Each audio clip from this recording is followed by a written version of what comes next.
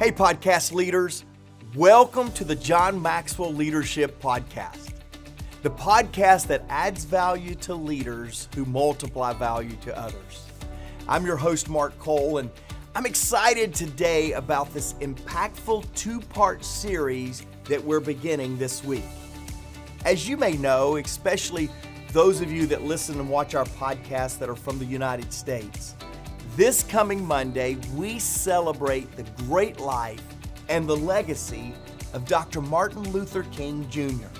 So our team decided that we would celebrate Dr. King on this podcast by sharing a lesson that John Maxwell gave several years ago at Ebenezer Baptist Church. Now, I have to stop there because that day I was in the environment. And John was there and he was given this lesson on how Dr. King had made such a huge impact on him. Now, I would imagine that you share with me this appreciation of how you have drawn from difficult times in your life from the incredible legacy leader, Dr. King. Now, that particular day, John was honored to have Coretta Scott King, Dr. King's wife, and Bernice King in the talk. They were there. There were several other influential world changers, and John began in this talk to talk about how Dr. King's life was an example of how great leaders create positive change. So today, after John's lesson, I'll be back with my co-host Tracy Morrow. We'll dive further into John's lesson and give you some application for your own life and your own leadership. As always, if you would like to download the free bonus resource, this is a fill-in-the-blank worksheet from John's lesson, you will be able to go to maxwellpodcast.com/MLK, click on the bonus resource button, and you will be able to follow along. Now, are you passionate about creating positive change? Are you passionate about learning of the impact, the legacy, the incredible, brilliant leadership of Dr. Martin Luther King? Here we go. Here is Dr. John C. Maxwell.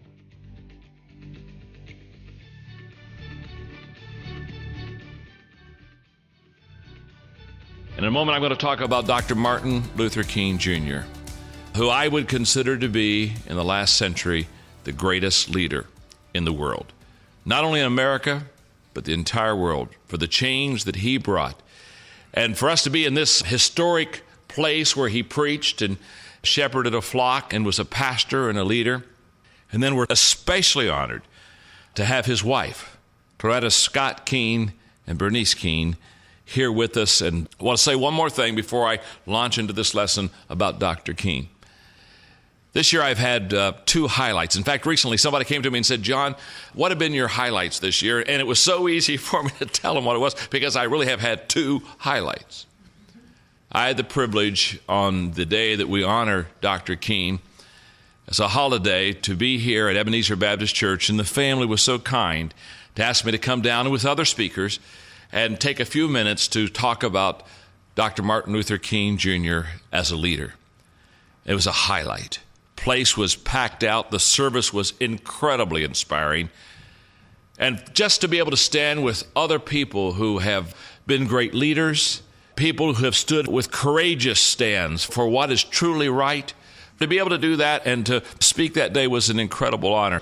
My first highlight was being able to honor him and spend a little bit of time with the family and the people on his holiday. Let's go to your notes. People are often led to causes and often become committed to great ideas through persons who personify those ideas. They have to find the embodiment of the idea in flesh and blood in order to commit themselves to it. And Martin Luther King Jr. was such a man. In James McGregor Burns' book on leadership, here's what he said. Leadership is leaders acting, as well as caring, inspiring, and persuading others to act for certain shared goals that represent the values, the wants and the needs, the aspirations and the expectations of themselves and the people that they represent. And the genius of leadership lies in the manner in which leaders care about, visualize, and act on their own and their followers' values and motivations. James McGregor Burns gives us 3 key points in that paragraph about leaders and about leadership. Number 1, leadership omits the use of coercive power. Doesn't need to if they're good leaders. Number 2, leaders have a bias for action. And number 3, leaders act with respect for the values of their people. When I read that statement, and I read that paragraph, which basically gives these 3 points, that leadership omits the use of coercive power, leaders have a bias for action, and leaders act with respect for the values of their people, I thought immediately, the first time I ever read it, of Dr. Martin Luther King. Again, here was a leader who understood and did all 3 well. History has clearly demonstrated that especially effective leaders often tend to emerge during periods of great change. For every major turning point in American history, creative leaders, right for the times and uniquely suited to the task, assume the mantle of leadership. With time, history has judged all of these people to have been great leaders. I'm reminded when Dr. King received the 1964 Nobel Peace Prize, that he said, history has thrust me into this position. Again, it's almost as if there's a higher calling to the great leaders to be at the right time, at the right place, appropriate to lead a nation through a crisis. Let me go on. After completing his college education, Martin Luther King Jr. could have pursued a career that might have been more financially promising than the ministry. He could have stayed in Boston, where living conditions for African Americans were better than those in the South, but he chose to return to Atlanta. I had an opportunity to live in the North because I had 1 or 2 jobs offered, he recalled, but I went back south mainly because I felt that there were great opportunities there to transform the section of the country into something rich. He said, I mean rich in spirit and beautiful. Perhaps Dr. King also went back home because he never got over the racial discrimination that he had experienced, or because he never forgot the injustice of being treated as anything less than a human being. And maybe he went back because of a vow that he made to his mother when still a youngster. You know, he told her, when I get to be a man, I'm going to hit this thing and I'm going to hit it hard. Mother, there is no such thing as one people being better than another. The Lord made all of us equal, and I'm going to see to that. How leaders create positive change. Number 1, the first thing that leaders do to create positive change is listen. Lead by being led. To quote Dr. King in 1958, he said, I neither started the protest nor suggested it. I simply responded to the call of the people for a spokesman. Let me give you the context of that statement. During Martin's second year in Montgomery, an incident occurred on a city bus that effectively ignited the American Civil Rights Movement. December 1st, 1955, Mrs. Rosa Parks, a 42-year-old tailor's assistant, was commanded by a bus driver to give up her seat to a white male passenger who had just boarded. Mrs. Parks simply said no. She knew that she was breaking the law, but she nevertheless refused to move. In response, the driver stopped the bus, called the police, and had her arrested. I don't really know why I wouldn't move, she later commented. There was no plot or plan at all. I was just tired. My feet hurt. As I began to study the life of Dr. King, it was interesting in those early days. He didn't run for office. He basically listened to the needs of the people. It was their desires to begin to place him up in a leadership position. It reminds me of the statements of Plato, who said, only those who do not seek power are qualified to hold it. Boy, isn't that a great statement. Wow, it's almost like if you want it, you shouldn't have it. And if you do want it and you get it, you're probably dangerous in the process. The desire for lifelong learning fosters an equally strong tendency to listen. Dr. King was a great listener. In fact, his mode of operation and leadership was, I listen and then I lead. How many times do we want to lead without listening? You see, as a leader, growth never stops. We never get to a position where we know it all, where we can say it all, where we can teach it all. He had a constant appetite to continue learning. So I put in your notes the 4 L's of a leader. And I believe that they're in this sequence. The first L is loving. You have to love people. The second L is listening.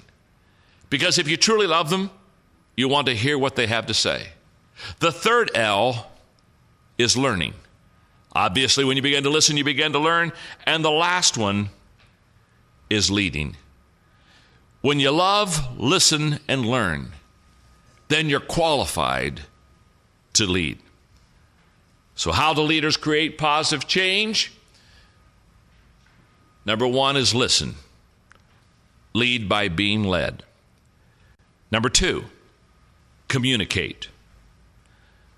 In other words, connect with others. Now, as you know, I love the subject of communication. And when you think of great speeches, I mean, if you go back into the late 1700s, the great speech is Patrick Henry. Give me liberty or give me death. If you go into the middle 1800s, the great speech is the Gettysburg Address. But if you go in the 1900s, the great speech is I Have a Dream. Why? Because he had the ability to communicate vision, as great leaders only have that ability. It's not in your notes. Listen to these thoughts. Interestingly enough, Martin's unique speaking ability was revealed at a very early age. As a child, he started following in his father's footsteps at the Ebenezer Baptist Church. Hello. You're sitting in the place right now where he could read the scripture and lead discussions in Sunday school and even preach to the congregation on occasion. And according to Daddy Keene, Martin held his audiences spellbound when he talked. In studying Dr. Keene's speeches, there are some keys, I think, to his speaking that I want to pass on to you, because as leaders, we're constantly wanting to communicate vision to our people. Number 1, he spoke in the simple and common language of the people. In other words, he was easy to understand. Or an expression I've used often in my trying to communicate, he put the cookies on the lower shelf. Everybody could have some. He spoke in simple and common language. Number 2, he shared stories of sacrifice encouraged by the people. Number 3, he used biblical symbols and imagery. For example, he would talk about the David of truth, speaking of the movement, and he would speak of the Goliath of injustice, of the people that were oppressive in that time. Use biblical terms and symbols and imagery. Number 4, he told personal stories of people in the movement. The 5th key to Dr. Keene's speeches is that he used metaphors to express hope and courage. Metaphors like after seeing demonstrators assaulted in Birmingham with high-pressure water hoses, he pointed out that the police failed to realize that the protesters had a certain kind of fire that no water could put out. Man, it makes you just want to start marching, doesn't it? Huh? I mean, you can't sit still. He had this incredible ability to speak and communicate, cut right to the people's heart. Number 6, he repeated words until they became themes. His first national speech, give us the ballot. He continually said, just give us the ballot, just give us the ballot, give us a chance to vote. Of course, in his great speech, Let Freedom Ring, nearly a dozen times, in that I Have a Dream speech, he kept saying, let freedom ring, let freedom ring, let freedom ring. He used repetition well. And I stop here just for a moment because a little while ago when we were touring much of this wonderful, not only this facility here, but when we were over in the Keene Center and we were listening to the speeches. I mean, no matter what area you went into to listen to whatever speech he was using, he moved us. And I listen to it and I think he just moves me. He moves my heart. Well, it's a picture of a leader. It's a picture of a leader who has a passion, but it's a picture of a leader who knows where his or her people are. It's a picture of somebody that can articulate and voice what the people deep down inside actually feel. He put words to their feelings. He put pictures to what they sensed and wanted to see.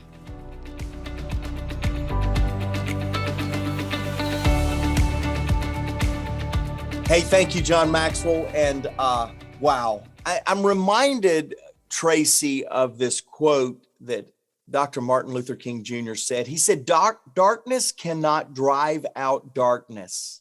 Only light can do that. Hate cannot drive out hate.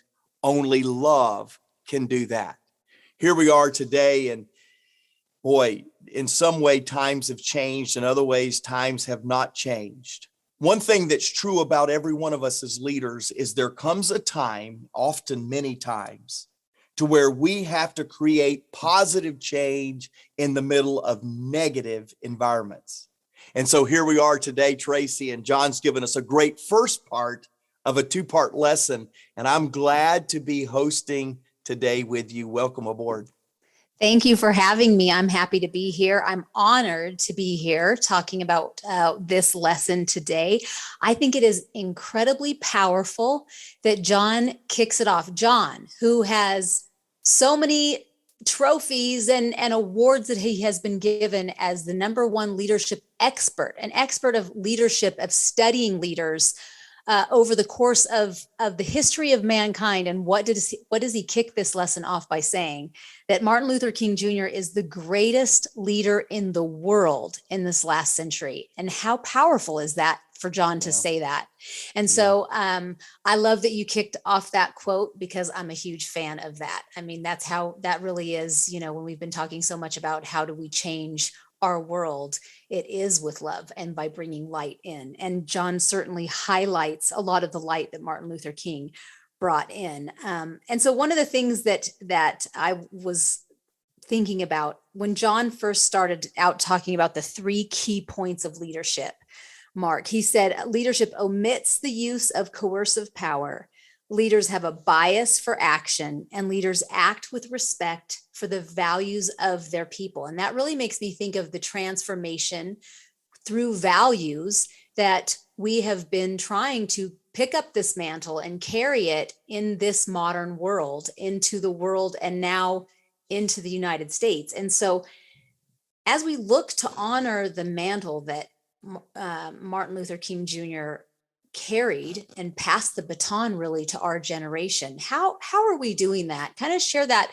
I know many of our podcast listeners know what we're doing by bringing values-based lessons to kids, to adults, to professionals, to people who are just starting out.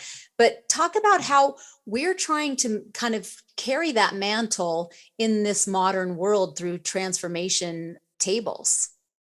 Well, in many ways, Tracy, we're not doing enough. In fact, let me say it differently. In most ways, we're not doing enough. It's what I call wake up power. I woke up this morning wanting to do more about valuing people, about leading during difficult time, to be honest with you, about creating positive change. So what I have found in leadership, and I think what John helped me with, I thought through for a moment. There's no way, even though I was born right around that time or at the end of Martin Luther King's life, I found myself relating to that time, and certainly leading during difficult times is something that we continue to have to do today. Think of COVID. Think of some of the things that we've dealt with in the last 2 years that's even centered in the U.S. around race. And yet here I go with answering your question to say, on many of the areas in life, in culture that needs positive change, there's so much more to be done. And yet in the life of every leader, we find ourselves every single day meeting a new obstacle, a new challenge. I mean, Tracy, go back 3 years ago and think about COVID and the idea of leading through COVID. Leaders that know how to create positive change, there is always a short supply of those leaders. And I think what John pulls out of the life of Martin Luther King, and I think what John modeled in this lesson points, is something that all of us need to find. It's substantive. It's the idea that with listening, this first trait that John brings up, we need to listen more. Right after many of you in the U.S. will know this name, as soon as I say it, right after George Floyd, I found that everybody wanted a statement. Everybody wanted to make a statement or to hear a statement. And yet I found many leaders saying, I'll tell you what I need to do. I need to quit making more statements and I need to start listening. And yet, isn't it interesting? Several years ago, what John pulled out of Martin Luther King's leadership life was the art of listening. Yeah. The art of slowing down and with love, in fact, to show love, to listen. And I think more than remembering something that might have been said, a statement that I would make, Tracy, to answer your question, I want people to remember from this podcast more of an action than a statement. And that action is listening. We listen, we love, we learn by creating an environment where those around us, their opinion, their life experience matters. And that's what great leaders that create positive change do. They listen to the point of allowing others to feel like their perspective or their point of view matters. Mm-hmm. I love how John gave the 4 L's, talking about how Dr. King loved, and from that position of loving, he was listening.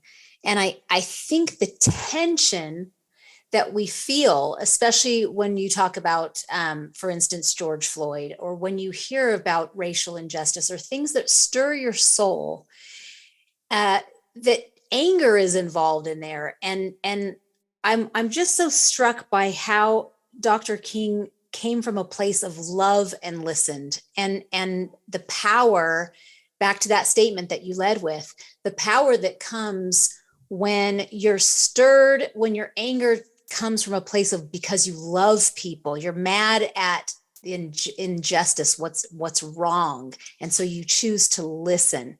And I love that John really highlighted that, and that you highlighted that when we talk about values. You know, we do these. Go ahead. You know what's funny, Tracy? I'm sorry. We're on Zoom today. For those of you that are not watching the podcast on YouTube, which you should, maxwellpodcast.com/YouTube. But if you're listening, Tracy, we got a little bit of delay because we're not in studio together on Zoom. And I'm sorry I had to interrupt you. I thought you were rapping right there. But let me say this. It elicits emotion that some it makes angry, or some it makes defiant, or others that it makes sad. John's been saying for the last couple of years, I'm leadership sad. Mm-hmm. And if you distill down his sadness and you notice what we learned even in today's lesson, and by the way, come back next week after the Martin Luther King birthday celebration in the U.S., and we're gonna pull 3 more points from John Maxwell. But this passion to love despite the frustration that we observe with Martin Luther King today and in studying him, and this passion that John has of sadness because of the leadership deficit that our world has right now, especially that's been demonstrated over the last few years. It all has a root. And the root is that somehow we as people feel like we can devalue another human being. Mm-hmm. That somehow that our leadership position makes us more elite or more valuable than someone else, or our color or our culture or our perspective or our political party. All of this somehow puts us in a, quote, better category. By putting ourselves in, even in our minds, in a better category, we're devaluing another human being.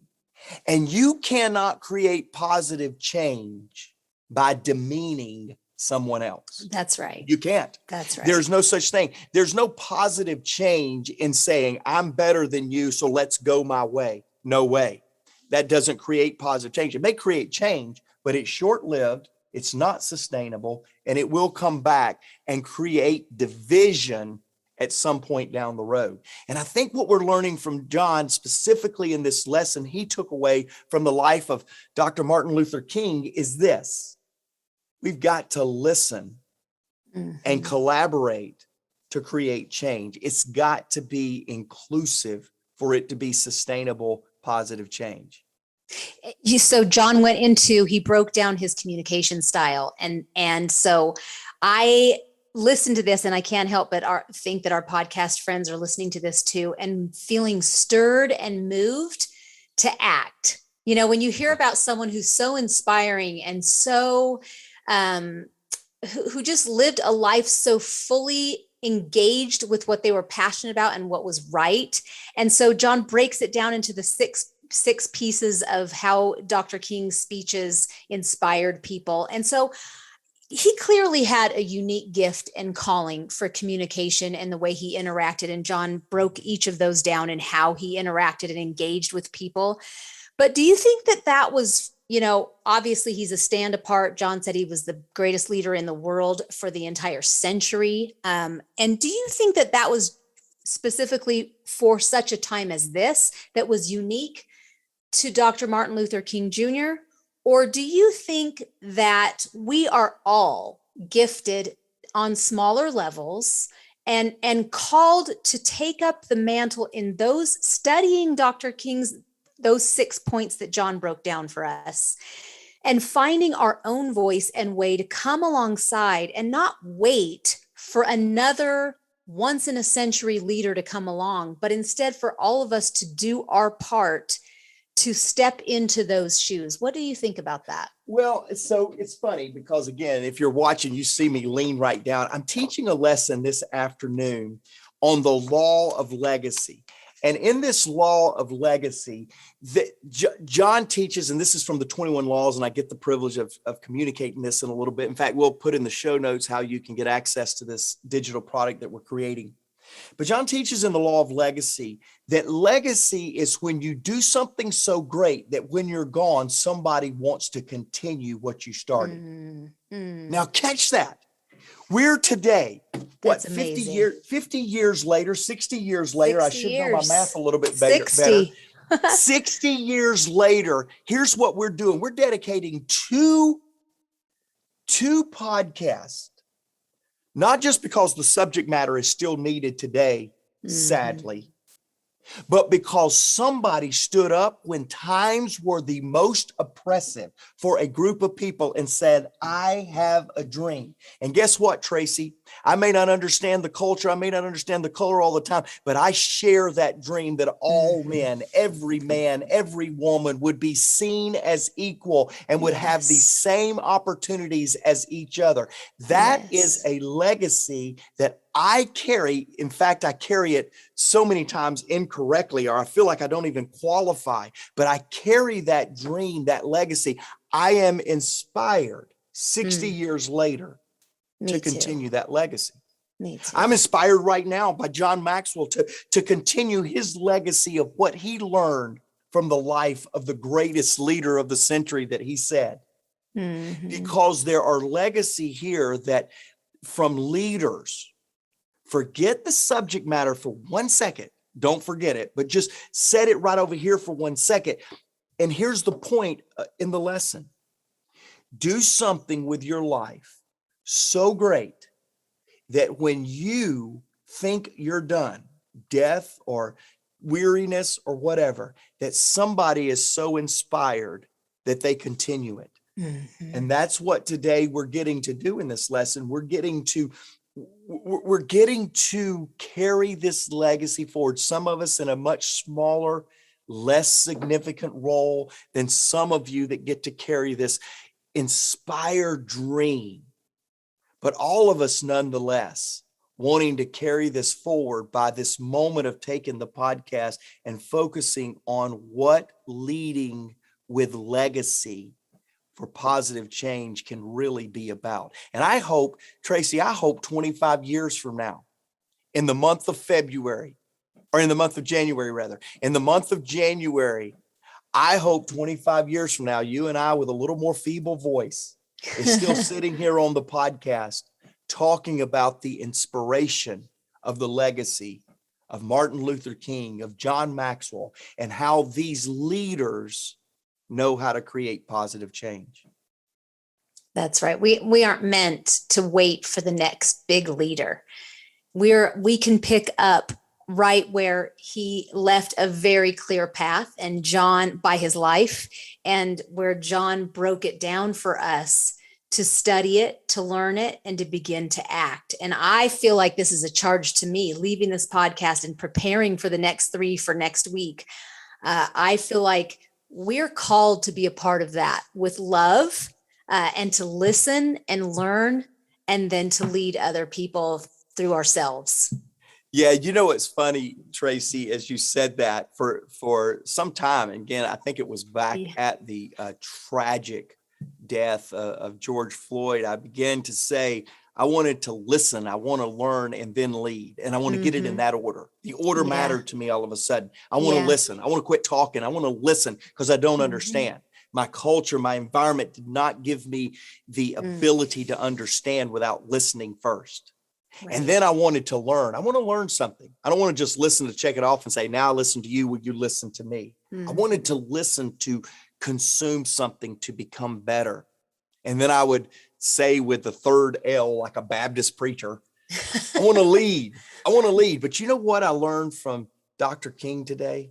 Love's got to be saturated through every one of those steps. Yeah. It's not just listen, learn, and lead. There's we got to love to listen, and we got to listen to love. We got to love to learn, and we got to learn to love. We got to love to lead, and we got to lead to love. And I learned today that while I've been saying something in my attempt to lead and create positive change in a very difficult world that we've been leading in the last 2 years, I learned that today from Dr. King that I was incomplete. I don't need to just listen, learn, and lead. I need to love, listen, love, lead, love, learn, and then love, love, love some more. Because to truly value people, it's got to be wrapped and intertwined with a love for one another. I don't always quote scripture or pull from my foundation of faith in podcasts like this, but before you can ever do to another what you want done to you, you've got to love that person. You got to love your neighbor as yourself. It's got to be wrapped in love. And just so grateful for Dr. Maxwell to introduce to us Dr. King's passion to dream from a place of love. And Tracy, you model and emulate this so much with your personal life. We talk about it often. You model it in your leadership of your companies. We talk about that often. And even as we were prepping for today's podcast, we were wanting to make sure that love and not deafness or inappropriate or a lack of relevancy would come through in the podcast. And boom, you did it, because I've heard love. I've heard passion. And I'm thankful. I can't wait for next week and 3 more lessons. And by the way, if you're listening to this on the day of, we release the podcast recordings usually on Wednesday in the US. We release the video, I think, very shortly thereafter. And so if you're listening to this in person, here's my challenge to you today, and especially in the US, on Monday, we will celebrate. I'm going to use John Maxwell's words because he's a pretty good authority on leadership. The best leader this century has ever seen. And I'm going to challenge you on Monday. Do something different for Martin Luther King Day than you've ever done. Find somebody. Maybe it's somebody that don't look like you, think like you, come from the same environment that you came from. And find a way to create a moment of positive change for that individual. That will be a way to carry the legacy of Martin Luther King. That'll be a way to celebrate what John Maxwell said. is the greatest leader in this century. And by the way, we didn't talk about communicate, but that'll be a way to continue communicating a dream that Dr. King stood up and said that forever changed the trajectory of a negative situation to continue to seek a positive solution. That's how we continue. That's why we do this podcast, is to create a leadership environment that will make a difference. Now, a lot of times I recognize a listener and we use a comment. I don't want to do that today because I'm going to leave you with that challenge. Go make a difference. Go create a positive change. And one more action item. Come back next week for part 2 for creating positive change, a lesson on Martin Luther King. Until next time, let's lead. Let's create positive change.